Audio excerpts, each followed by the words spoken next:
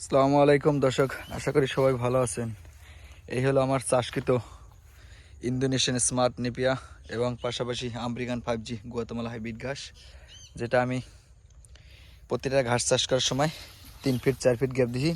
যেখানে 4 fit gap দেওয়া smart নেপিয়া, তার মাঝামাঝি একটা করে গুয়াতেমালা ঘাস চাষ করে দিছি। দেখেন, স্বল্প জমিতে অধিক ফলন পেতে হলে এই ধরনের পদ্ধতিগুলো আপনারা অবলম্বন করতে হবে, তাহলে আপনি সঠিক ফলন পাবেন। দেখেন, 4 ফিট বাই 4 ফিট গ্যাপ দেওয়া, মাঝে মাঝে গুয়াতেমালা চাষ করা আছে এবং 2 মাস বয়স।